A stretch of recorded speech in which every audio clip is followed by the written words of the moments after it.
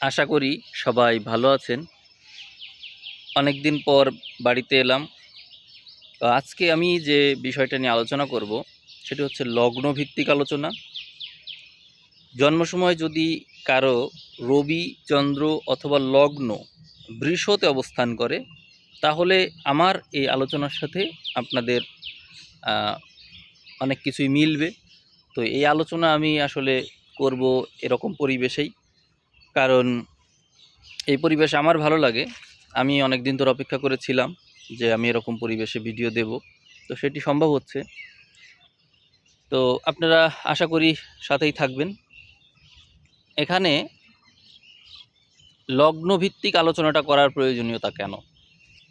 কারণ হচ্ছে লগ্নভিত্তিক আলোচনা করলে অ্যাকুরেসির মাত্রাটা বাড়ে। 12টা ঘর নিয়ে আলোচনা করা যায়, কিন্তু নক্ষত্রভিত্তিক বা রাশিফল ভিত্তিক আলোচনা করলে ওই সুযোগটা থাকে না। সেই কারণে আমার চ্যানেলের ভিউ কমেছে, এটা আমি জানি। কিন্তু ভিউ কমলেও অ্যাকুরেসিটা কিন্তু আমি ছাড়িনি, কারণ সুনামের একটা ব্যাপার থাকে। সবসময়ই সুনামের ব্যাপার থাকে, যে সুনাম যদি নষ্ট হয়ে যায় পরবর্তীতে সেটি আর পুনরুদ্ধার করা যায় না। তো এই কারণে আমি রাশিফল থেকে আস্তে আস্তে সরে লগ্নফল ভিত্তিক আলোচনার দিকেই যাচ্ছি। তো আপনাদের সাথে আজকে আমি লগ্নফল নিয়ে আলোচনা করব। তো দেখুন, আপনাদের সাথে আশা করি অনেক কিছু মিলবে।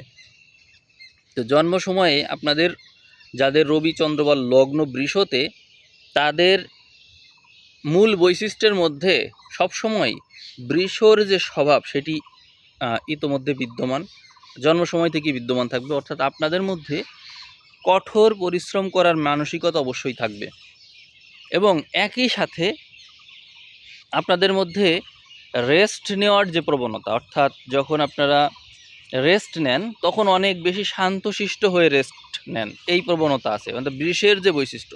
আবার আপনারা যখন রেগে যান তখন শান্তশিষ্ট স্বভাবের টোটালি উল্টো বৈশিষ্ট্য, অর্থাৎ সামনে কে আছে এটা আপনারা দেখেন না, কাউকে তোয়াক্কা করেন না, এই বৈশিষ্ট্য আপনাদের আছে। তো বৃষর ভিতরে আরেকটা বিষয় বলার দরকার, সেটি হচ্ছে বৃষের ঘরে রবি যেমন ফল দিক না কেন, তার চেয়ে শক্তিশালী ফল দেয় হচ্ছে চন্দ্র। তো চন্দ্র এখানে তুঙ্গি ভাব পায়, এবং এই ঘরে শুক্র তার নিজস্ব ঘর হিসেবে এই ঘরটা রাখে।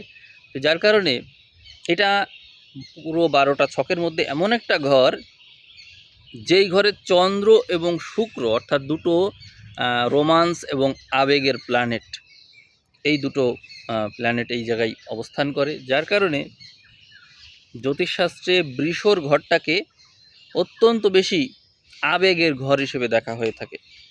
তো আমি আপনাদেরকে বলবো যে আপনাদের মধ্যে এই যে বৈশিষ্ট্যটা, এই বৈশিষ্ট্যটা জন্মগতভাবেই আছে, কিন্তু এখন ট্রানজিটে যে গ্রহ অবস্থান সেটি কোন দিকে কী অবস্থা আপনাদের জীবনে নিয়ে আসছে সেটি একটু বিশ্লেষণ করা যাবে।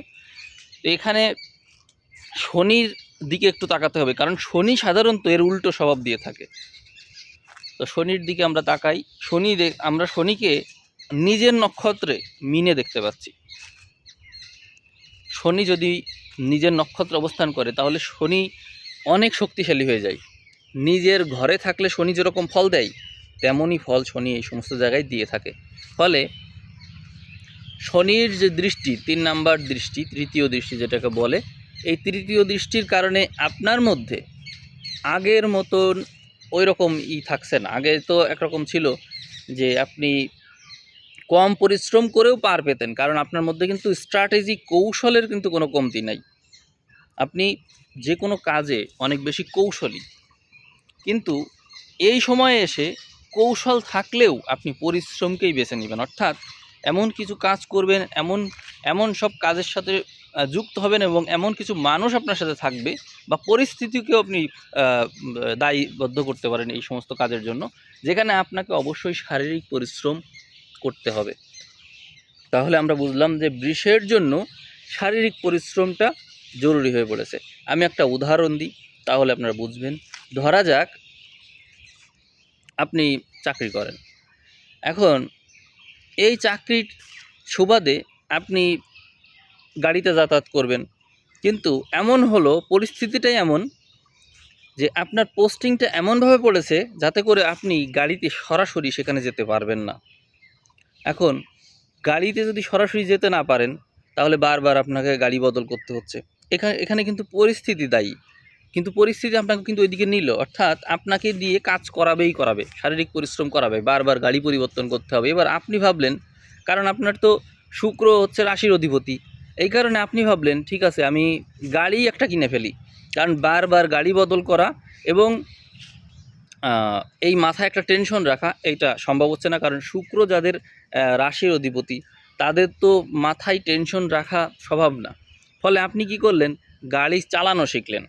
এইবার গাড়ি চালানো শেখার পরে আপনার কিন্তু একটা যোগ্যতা বাড়লো।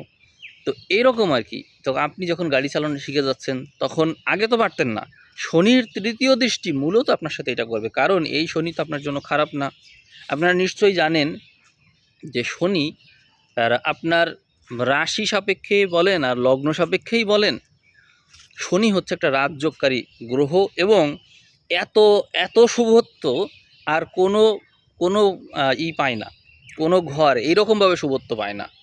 নবমপতি দশমপতি এত শুভত্ব, এইটা বৃষর জন্য শনি এরকমভাবে ফল দিয়ে থাকে। আর তুলা সাপেক্ষে শনি চতুর্থপতি পঞ্চমপতি, কিন্তু শনি তো গৃহকে দেখছে, বিদ্যা বুদ্ধিকে দেখছে, কিন্তু এই ক্ষেত্রে ভাগ্যভাবকে দেখছে, কর্মভাবকে দেখছে। সুতরাং তুলা রাশির তুলনায় বৃষ রাশির এইখানে উচ্চতা অনেক অনেক উপরে, উচ্চতার ক্ষেত্রের কথা বলছি, অনেক উপরে। কারণ সাধারণত শনি মানুষকে বৈরাগী করে তোলে। তো সংসার জীবনে বৈরাগী থাকলে সেই মানুষ সংসারের সুখ ওইভাবে উপভোগ করতে পারে না সবার সাথে। এই যে শনি সিরিয়াল সেখানে যেরকম দেখায় ওই রকমই মূলত অনেকটা। কিন্তু এইখানে শনি তো ভাগ্যের অধিপতি আর কর্মের অধিপতি, দুটোই কিন্তু অত্যন্ত ভালো, কারণ শনি ধর্মকে দেখে আবার শনি কর্মকেও দেখে। এই জন্য বলছি যে বৃষ রাশির জন্য শনির প্রভাব খুবই খুবই সৌভাগ্য দিয়ে থাকে। তো এই ক্ষেত্রে শনির তৃতীয় দৃষ্টি তাহলে আপনার ভাগ্যকে কতটা প্রভাবিত করতে পারে, আপনার পরিস্থিতি, আপনার শরীর স্বাস্থ্য, আপনার কর্মকাণ্ডকে যেভাবে প্রভাবিত করছে, এইটাকে কিন্তু কোনোভাবেই নেতিবাচক বলার সুযোগ নেই। এবার আপনাদের নিজেদের দিকে তাকান, আপনাদের পারিপার্শ্বিক পরিস্থিতিকে লক্ষ্য করুন যে আপনাদের সাথে যেটি ঘটছে সেই পরিস্থিতিটা আপনার জন্য ভালো হচ্ছে কিনা, অর্থাৎ আপনার সামর্থ্য কি বৃদ্ধি করে, এটা একটু দেখবেন তো আপনার সামর্থ্য কি বৃদ্ধি করে কিনা। যদি বৃদ্ধি করার কথা, কারণ শনি নিজের নক্ষত্রে আছে এবং শনি নবমপতি দশমপতি হিসেবে আপনারই রাশিতে বা লগ্নে যে কোনোভাবে দৃষ্টি রেখেছে, এটি কমপক্ষে আপনার ব্যক্তিত্বকে বৃদ্ধি করবেই। এটা 25 সাল গেল, 25 সালেও শনির এই প্রভাবটা আপনারা পেয়েছেন, খুব ভালোভাবেই পেয়েছেন। আর এই 26 সাল পুরোটা আপনারা এই পাবেন। এখন অনেকেই শনিকে ভয় পাই, কিন্তু বৃষর তো শনিকে ভয় পাওয়ার কিছু নাই, কারণ শনিই হচ্ছে আপনার একমাত্র গ্রহ যে পজিশনে থাকলে আপনার অন্য কোনো শুভ গ্রহ খোঁজার প্রয়োজন নেই, এটা এতটাই শুভত্ব নিয়ে আসে। এই ক্ষেত্রে সেকেন্ড পজিশনে আমরা শুক্রকে রাখি। তো শুক্র বুধ এরা হচ্ছে তার পরবর্তী প্ল্যানেট, কিন্তু শনি হচ্ছে একমাত্র রাজযোগকারী প্ল্যানেট, এখানে যে পজিশনে থাকলে কারোর হেল্প প্রয়োজন হয় না। তো সেইটাই তো আপনারা পাচ্ছেন, শনির প্রভাব, শনির দৃষ্টি পাচ্ছেন। এখন আমরা শনির যে কর্মকাণ্ড, সেই কর্মকাণ্ড মিশ্রিত ফল দেবে কি না সেটা একটু দেখব। অর্থাৎ মিশ্রিত ফল বলতে বোঝাচ্ছি যে ধরুন শনি তার কার্যক্রম বজায় রেখেছে, সেই ক্ষেত্রে শনির যে শত্রু গ্রহ যা শনির সাথে বিপরীত প্রতিক্রিয়া করে থাকে, সেই সমস্ত গ্রহ কি শনির সাথে যুক্ত হয়ে ক্ষতি করার চেষ্টা করছে কি না এটা একটু জানা আমাদের দরকার আছে। তা শনির বিপরীত গ্রহ কারা? মঙ্গল আছে, রবি আছে, এই গ্রহগুলো মূলত শনির বিপক্ষের গ্রহ এবং এরা শনির যে ফল সেইটা প্রদানে বাধা বিঘ্ন সৃষ্টি করে থাকে। তা আমরা দেখব আছে কিনা কোনো গ্রহ। এই মাসের 16 তারিখ থেকে আমরা রবিকে মিনের দিকে প্রবেশ করতে দেখব এবং ওখানে মোটামুটি 20-22-এর পর থেকেই একই নক্ষত্রে চলে যাচ্ছে এই শনি এবং রবি। ফলে কিছু প্রবলেম কিন্তু শুরু হলো। আমরা 20 তারিখ এর পর থেকে শরীর স্বাস্থ্যের বিষয়ে অবশ্যই সাবধান থাকব। এবং এখানে শনি মূলত যে ভাগ্যের অধিপতি এবং কর্মের অধিপতি শনি, তার সাথে যুক্ত হয়ে যে ফলটা দিবে, এইটা আপনার জন্য কিছু কিছু ক্ষেত্রে প্রবলেম হবে। কেমন প্রবলেম হবে? যেমন আপনি কোনো এক কর্মে ছিলেন, কর্ম যে আপনার যে পরিবেশ, সেই পরিবেশে হঠাৎ করে ধরা যাক নতুন কেউ আসলো। যেহেতু এটা কিন্তু রবি, এটা বুঝতে হবে, কারণ রবি তো রাজা। অতএব আপনার কর্মক্ষেত্রে এমন কেউ আসলো যে পজিশনে আপনার চেয়ে বড় ঊর্ধ্বতন কর্তৃপক্ষ হতে পারে, অর্থাৎ ওই কর্মের প্রধান হতে পারে, ওখানকার প্রধান হতে পারে, প্রতিষ্ঠানের প্রধান হতে পারে, আপনার চেয়ে সিনিয়র কেউ হতে পারে। সে আসলো, এসে আপনার সাথে তার মেলে না চিন্তাভাবনায় মেলে না, কর্ম পরিকল্পনায় মেলে না, এরকম নানান বিষয় মিলছে না। ফলে আপনি তাকে পছন্দ করছেন না। তো আপনি তখন কি করবেন? পছন্দ যদি না করে, সেই ক্ষেত্রে এই সিচুয়েশনটা বেশি দিনের না। কিন্তু তবুও আমি বলবো, ওই নক্ষত্রটা কার? ওটা শনির নক্ষত্র। ওর উপর দিয়ে যখন রবি যাবে, তখন আলটিমেটলি রবি শনির দ্বারাই প্রভাবিত হবে। তার মানে আপনার সাথে ওই সময়ে উনি যে আচরণই করুক, পরবর্তীতে উনি অনুতপ্ত অবশ্যই হবে এবং আপনার সাথে ওনার সম্পর্ক অবশ্যই ভালো হয়ে যাবে। অর্থাৎ এই বিষয় নিয়ে আপনার ভয় পাওয়ার কিন্তু কিছু নেই। এরকম সিচুয়েশন ঘটার অনেক অনেক বেশি সম্ভাবনা আছে। আর যদি নবম ঘরের কথা বলি, ভাগ্য ঘর, তাহলে ভাগ্য ঘরে থাকছে অনেক অনেক গ্রহ। আপনারা তো জানেন মোট যে গ্রহ প্রায় 9টা। এই 9টার মধ্যে 5টা মনে হয়, 5টা হবে। এখানে আমি পাবো হচ্ছে মাসের শুরুর দিকে চলে গেলাম, আমি শুরুর দিকে দেখতে পাচ্ছি এখানে বুধ, শুক্র, তারপরে রাহু, রবি, মঙ্গল, এই এতগুলো গ্রহ থাকছে। সাথে থাকছে বৃহস্পতির দৃষ্টি, যা সর্বদিক থেকে সব কিছুকে শুভ করে তুলল। এই বৃহস্পতির দৃষ্টি যদি এই ঘরে না থাকতো, তাহলে বড় ধরনের যুদ্ধ বেঁধে যেত। এখানে যদি এই বৃহস্পতির দৃষ্টিটা না থাকতো, খুবই খুবই হেল্পফুল ছিল বৃহস্পতির এই দৃষ্টিটা, এবং বৃহস্পতির নিজের নক্ষত্রে থেকে এই দৃষ্টিটা দিয়েছিল। তার কারণে আমরা বেঁচে গিয়েছি মানে প্রবলেম হতে গিয়েও হয় নাই, প্রবলেম বাঁধবে এরকম সিচুয়েশন কিন্তু হয় নাই। আর আরেকটা বিষয় হচ্ছে, নবমে যে গ্রহ, এই গ্রহগুলোর মধ্যে ওখানে বসে আছে রাহু, এবং রাহু হচ্ছে প্রতিনিধি হিসেবে কাজ করছে শনি কিন্তু নিজ নক্ষত্রেই। এই জন্য শনি, আপনারা একটা বিষয় বলা দরকার, যে চন্দ্র যেখানে থাকে তার আগের ঘরে পরের ঘরে শনির অবস্থান আমরা সাড়ে সাথী বলে অবহিত করে থাকি, এবং আমরা জানি যে শনি এভাবে প্রভাবিত করে থাকে, পরের ঘরকে প্রভাবিত করে। ঠিক একইভাবে ওখানে যে রাহু আছে, পাশের ঘরে শনি আছে, শনি কিন্তু তার আধিপত্য পুরোপুরি ছেড়ে চলে যায়নি। শনির অবস্থান সাপেক্ষে এই গ্রহগুলো সব কিছু শনির ইনডিরেক্ট কন্ট্রোলে আছে। ফলে নবমপতি এবং দশমপতির যে ফল, সেটি কিন্তু আপনারা এই সময় পুরোদমে ভোগ করছেন। একটা জায়গায় আপনাদের একটু সতর্ক হওয়া প্রয়োজন, সেটি হচ্ছে কেতু। কারণ কেতু যে ঘরে থাকে, কেতু সেই ঘরের ফল দেয়। এখন আপনার যে রাশির অধিপতি, সে তো শুক্রের সাথে কেতু সম্পর্ক ভালো না। আর ওইদিকে আপনার যে রাজ্যকারী গ্রহ শনি, তার শত্রু রবি, আর রবির ঘরেই কেতু আছে, আর শুক্রের সাথে আবার রাহুর একটা মিত্রতা আছে। অতএব সেই সম্বন্ধে হিসাব করলে কেতু ভালো ফল এই মুহূর্তে ওইভাবে দিতে পারছে না। এবং কেতু আছে যে নক্ষত্রে, সেটা আবার শুক্রেরই নক্ষত্র। ফলে এটা শুক্রের জন্য একটা প্রবলেম। এই জন্য সবচেয়ে বেশি যে প্রবলেমটা আপনাদের হচ্ছে, সেটি হলো সংসার জীবনে বিপরীত লিঙ্গের মানুষ সংক্রান্ত বিষয়। আপনারা এই বিষয়টা একটু দেখতে পারেন যে সংসার জীবনে আপনারা রিলেশনশিপ নিয়ে প্রবলেমে আছেন কি না। যদি থাকেন, তাহলে আপনাদের বলবো জাস্ট এই মাসের শেষে, এই যে মাস আসছে এখন তো চলে মার্চ, মার্চের পরে আসবে এপ্রিল, এপ্রিলের একেবারে শুরুর দিকে, মার্চের শেষেই একেবারে। তো ওই সময় এই কেতু নক্ষত্র পরিবর্তন করবে। কেতু নক্ষত্র পরিবর্তন করলে সে নিজের নক্ষত্রে চলে গেল, তখন মঘা নক্ষত্র অবস্থান করবে কেতু। আপনার উপর যে প্রভাব সেটি কিন্তু ওই শুক্র সাপেক্ষে আর থাকছে না, অর্থাৎ আপনার তো রাশির অধিপতি শুক্র। এই জন্য আপনার জন্য এই তথ্যটা জানা খুব জরুরি যে কেতু কখন তার নক্ষত্র পরিবর্তন করে ফেললো। এই নক্ষত্র পরিবর্তনের ফলে আপনি অনেক সমস্যা থেকে বেঁচে গেলেন, অনেক বেঁচে গেলেন, কেতুর থেকে বেঁচে গেলেন। কারণ কেতুর সমস্যা এমন এক জটিল সমস্যা যার সমাধান অত সহজে করা যায় না, এবং সমস্যাই জানা যায় না তো সমাধান কি করবেন। সমস্যাটা কোন দিক থেকে আসছে, কিভাবে কি হচ্ছে এইটাই বোঝা যায় না, এবং এর এর যে একটা ভয়াবহ রূপ সেটি হচ্ছে ভুল বোঝা।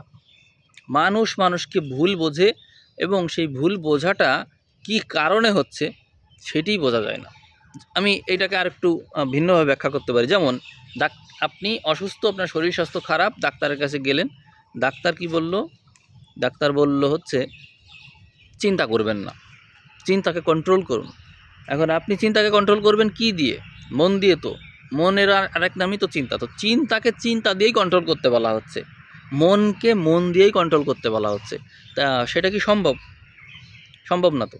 মনকে আবার মন দিয়ে কীভাবে কন্ট্রোল করবেন? ঠিক এই কারণেই মানুষ যখন কন্ট্রোল করতে যায় তখন সেটা আরও বেড়ে যায়। কারণ সে চিন্তা করছে, আচ্ছা আমি চিন্তা করছি, আবার আমার চিন্তাকে আমি কন্ট্রোল করবো। আর মানুষ তো এটা মানতেও চায় না যে আমি চিন্তা করছি বা আমি দুশ্চিন্তা করছি। ফলে অহংকারের আরও বৃদ্ধি হয়ে যায়, এবং এই অহংকার বৃদ্ধির ফলে কন্ট্রোল তো হয়ই না, বরং সেটি আরও বেড়ে যায়। এটি হচ্ছে মূল কথা। ঠিক একইভাবে এই কেতুর বিষয়টা ওই রকমই। কেতু প্রধান বা কেতু দ্বারা আক্রান্ত মানুষ তারা এই সমস্যায় পড়ে। তখন কি হয়, আপনি যদি কাউকে বোঝান যে আচ্ছা আমাদের এই বিষয়ে ভুল বোঝাবুঝি হচ্ছে, এইটি আমাদের মূলত নানা গ্রহদোষের কারণে হচ্ছে, এই কথা বলারও আপনার দরকার নেই।